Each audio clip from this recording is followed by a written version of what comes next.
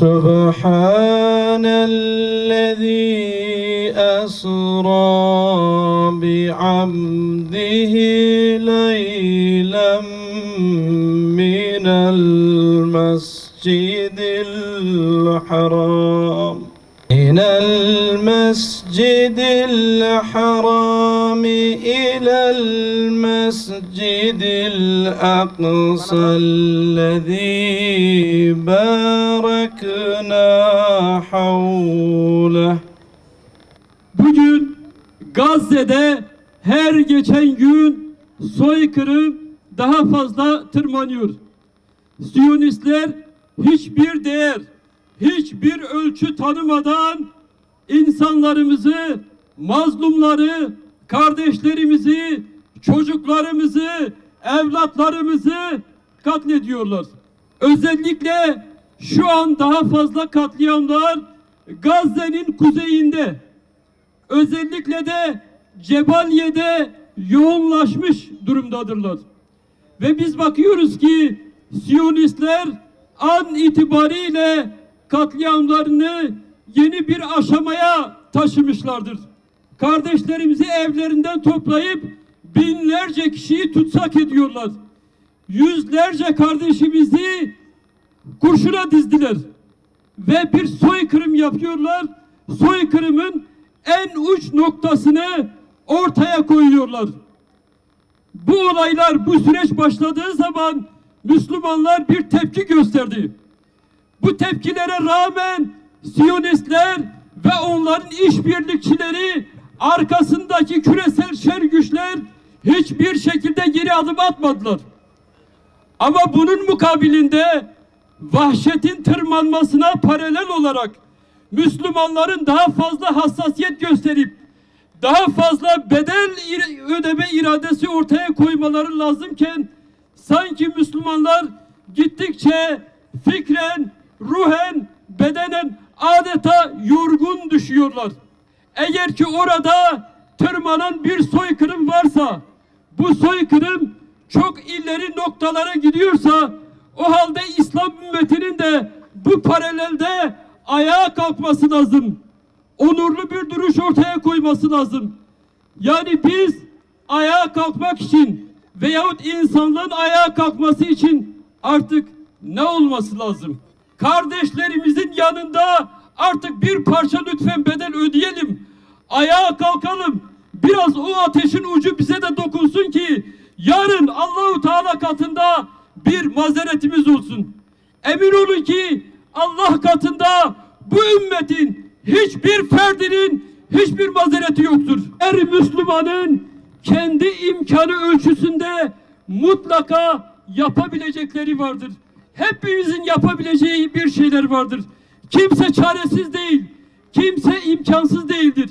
Büyük komutan Yahya Sinvar Yahudilere karşı, insanlık düşmanlarına karşı, Siyonistlere karşı son nefesine kadar mücadele etti. Aslında Yahya Sinvar'ın ortaya koymuş olduğu o mücadele bütün Müslümanlara, bütün insanlığa, özgürlüğe hasret, bütün milletlere ve halklara aslında örnektir. Bakınız öyle bir duruş ortaya koydu ki biz buna Muhammedi duruş diyoruz. Biz buna onurlu duruş diyoruz.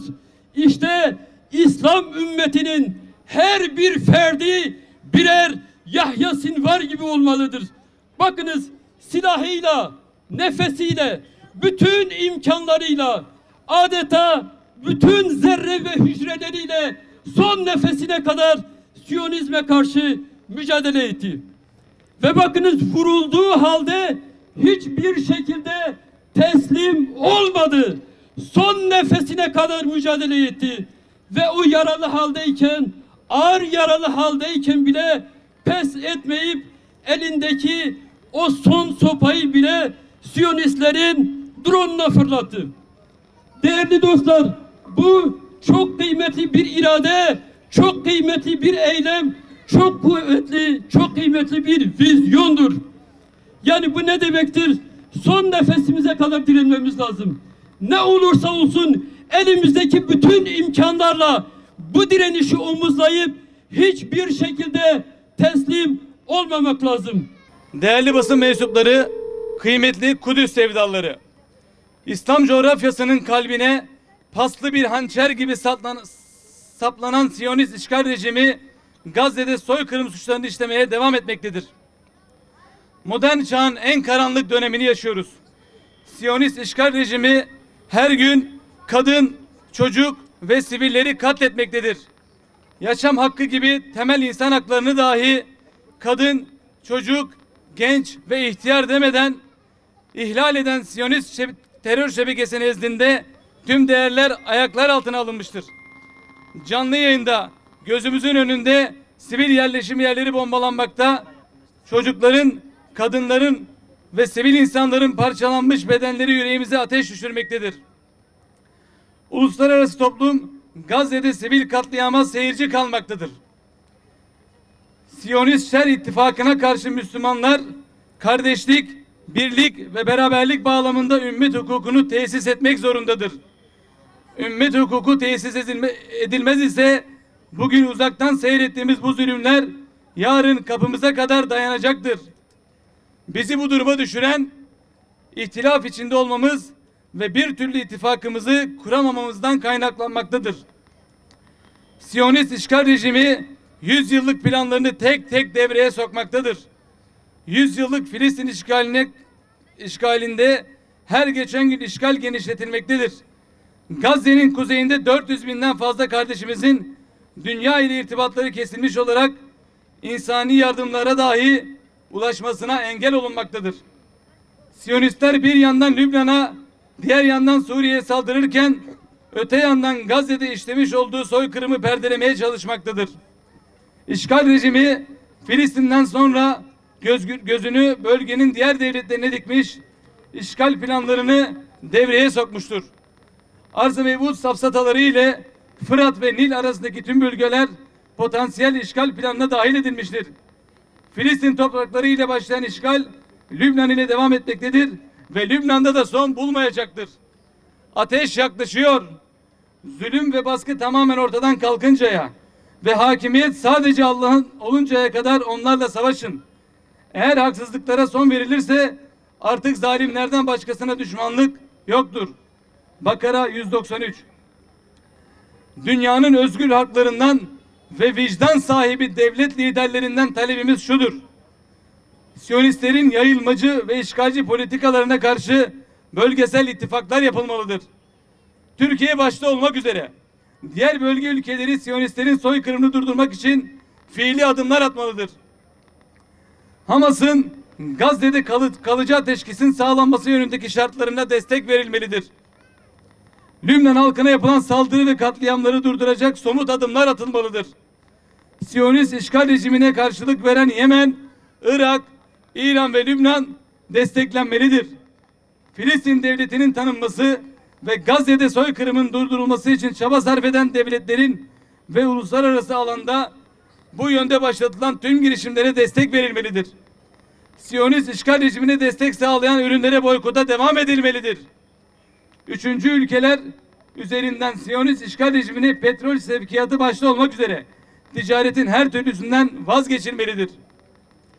Meclise sunulmuş olup uzun süredir bekletilen Gazze'de soykırım suçuna ortak olan çifte vatandaşların Türkiye vatandaşlığından atılmasına yönelik yasa teklifi ivedilikle kanunlaştırılmalıdır. Siyonist işgal rejimi denize dökülüp haritadan silinene kadar azim ve kararlılıkla Kudüs davasını savunmaya devam edeceğiz. Ey göklerin ve yerin sahibi olan Allah'ım! Ey mustazafların Rabbi olan Allah'ım! İslam'a ve Müslümanlara yardım eyle. Dünyanın çeşitli yerlerinde senin rızan için, dini mübin için mücadele eden mücahit, mübahit kardeşlerimize yardım eyle. Allah'ım mücahitlere yardım eyle. Mücahitlere zaferler ihsan eyle. Asi, sinsi, gözü dönmüş bu Siyonistleri ve destekçilerini El-Kahhar ismi şerifinle kahru perişan eyle. İslam alemine birlik, beraberlik ihsan eyle. Kalplerimizi birleştir. Gönüllerimizi kaynaştır. Güçlerimizi birleştir. Allah'ım kendi katından bizlere yardım eyle. Allah'ım azabından affına, gazabından rızana sığınıyoruz. Allah'ım affedicisin, affı seversin, bizleri de affeyle.